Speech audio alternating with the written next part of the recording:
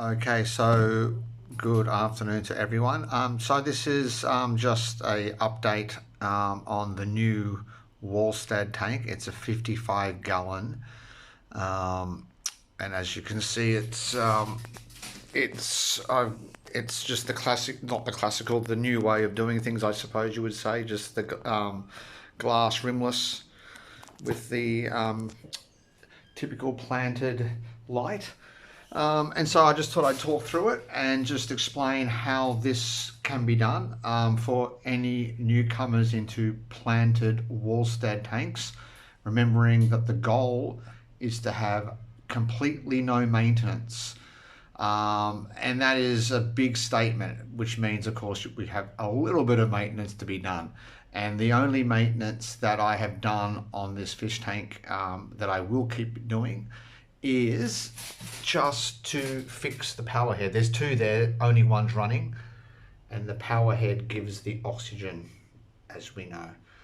No filter is required, no hang on back, no filtration of taking any materials outside of the ecosystem, of the closed eco. What can I say about that? Well, that's just the Wallstad method. You do not want to remove any of the beneficial bacteria from outside, in which you have a sump or a hang on the back, in which if there's, for example, a power outage, all of your beneficial bacteria almost will stay outside, and as it's not being brought back into the water column. Now that's just a recipe for instant disaster. And I'm just going to, you can see how well stocked I've stocked this. This is 1 month old, and 1 month old, and I've had no deaths. Actually, I had one death. One death of a poor old half-beak. You can see some half-beaks up the top. Can you see? There we go. A half-beak, which is a majestic fish, and that's I lost one of them. I don't know why. And anyway, it's heavily stocked. And let's just go through from start to finish. Hopefully, makes sense to everyone setting up a Wallstad tank. No maintenance except to clean out eventually the maintenance will be just to clean out the power head so it manages to push the water around, because you want good circulation so all the beneficial bacteria goes around. No dead spots. These fish at the moment are just thriving. And you could take out some of the detritus, which is from overfeeding, which you could do once a month when you do I will do once a month, clean the power head and maybe siphon out to some of that debris. But you can just see how happy all the corridoras are. The ottos are doing very good on the cleaning. But here we have some algae, which also is good news, because algae is great. Setting up a tank, the cleanup crew should take care of that. And there you can see them doing it now. And this has gone down by quite a lot. It was on the other side here like a week ago. Anyway, I'm not talking clearly. Let's go into what happens. How to set up this tank. Very simple. Soil. Organic soil. Place your organic soil. Underneath the organic soil, osmocote and fish root tabs underneath, even before you put the soil. I don't think you can see the osmocote right down at the bottom. Anyway, place the soil, slightly wet it, and I've done a good solid 4 inches of soil. 2, 3, 4 inches of soil.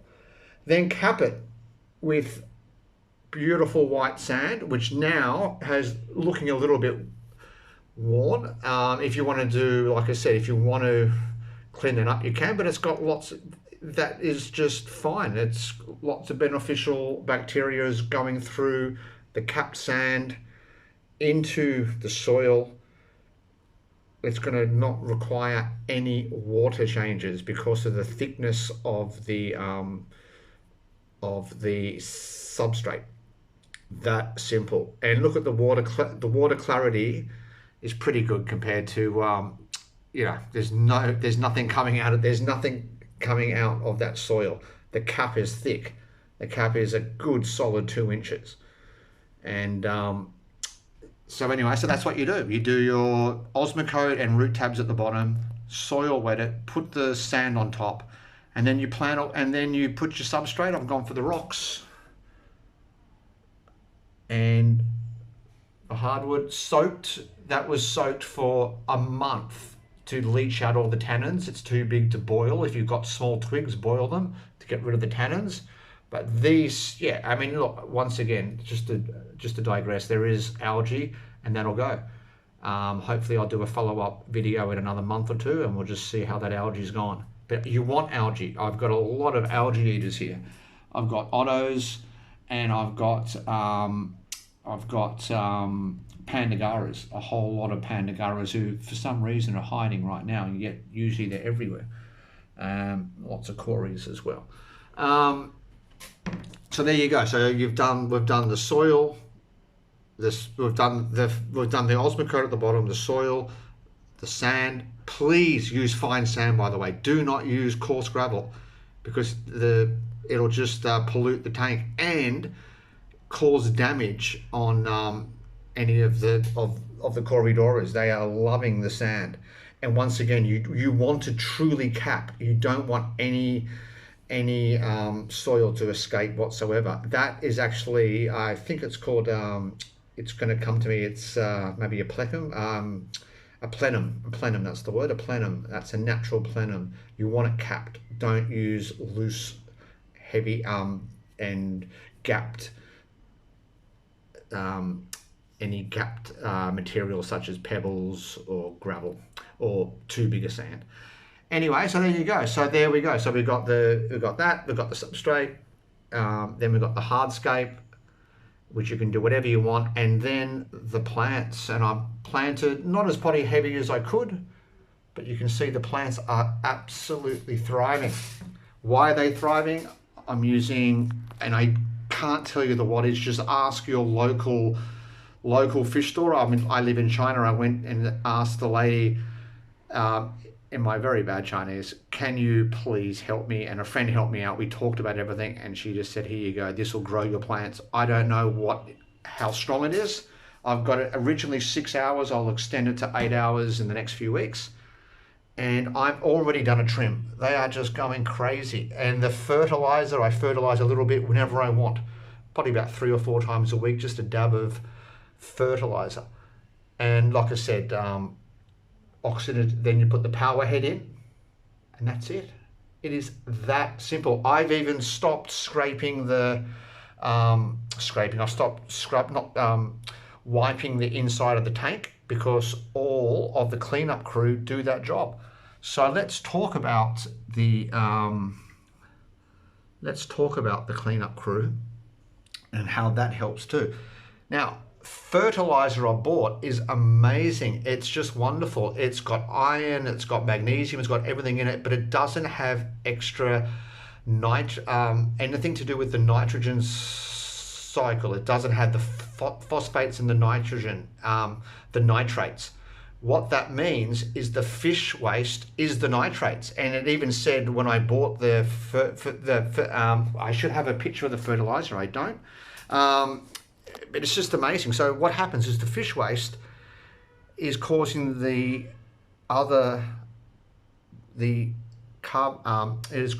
nitrates are causing the actual plants to grow, and they're growing quickly. Boy, are they growing quickly. And you can just see how healthy these plants look at the moment. They are just, at the moment, it is just unbelievable.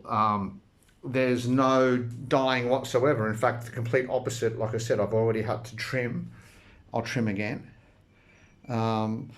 very soon. And there is a little bit of algae. Like I said, I want algae. I want algae when you set up a tank, because what's happening is it's going to balance.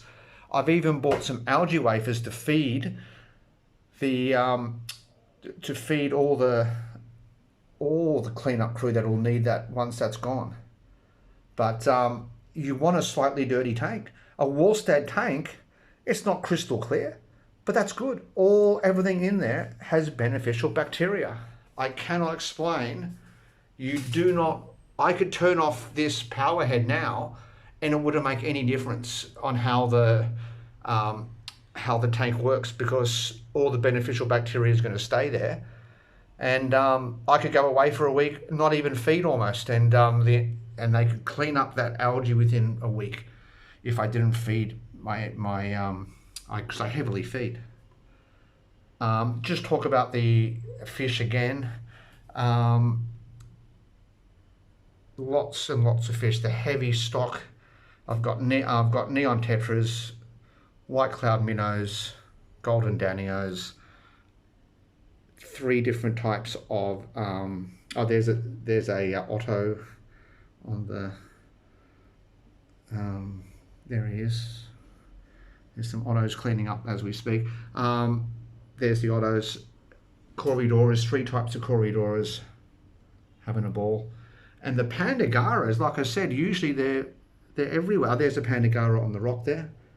There's a Pandagara.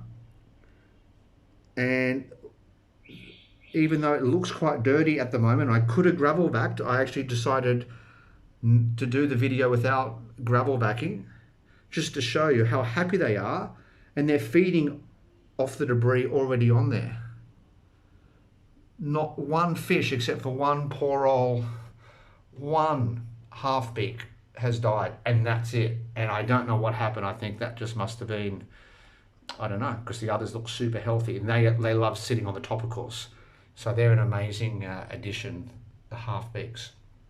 Yeah, but there you go. I've got like 6 Pandagaras, about 12 Corys, 25 to 30, I think it's 30 neons, 6 white clouds, 6 danios, and I will increase with some mosquito rasboras or chili rasboras to give the red in. And I do have some laser Corys coming. I'll grab them on Friday. Anyway, so there you go. I'm sure you want to hear when my stocking days are, but you can just see how I'm hoping this stays super healthy. And again, that is a low, virtually no maintenance tank. I'm going to say it again. The only thing I need to do is clean the power head. I cleaned it last week and the flow was half of that, so it got clogged up a bit.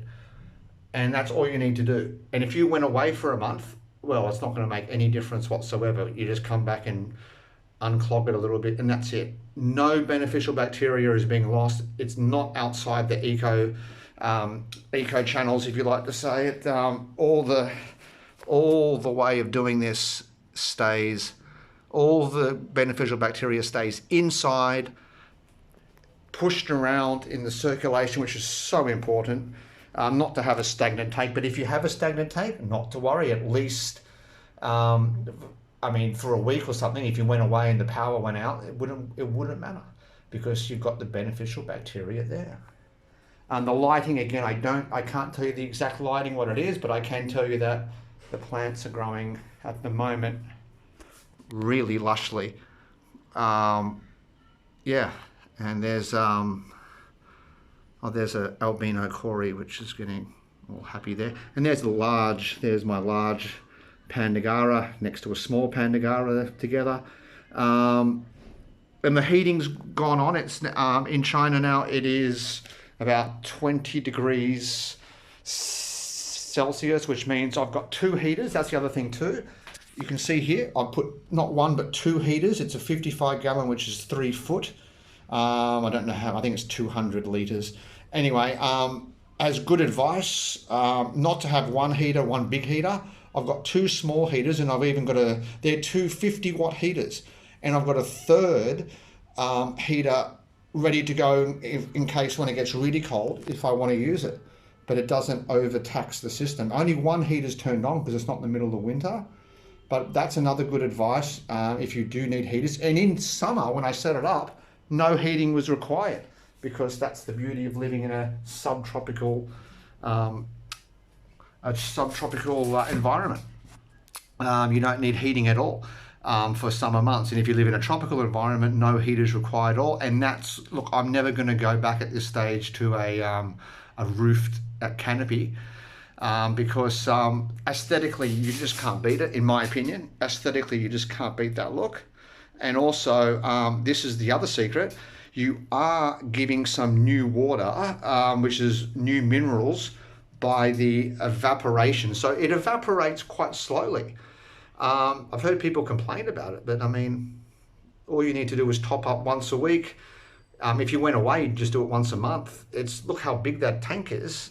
That could lose a third of its evaporation, and it wouldn't really be an issue.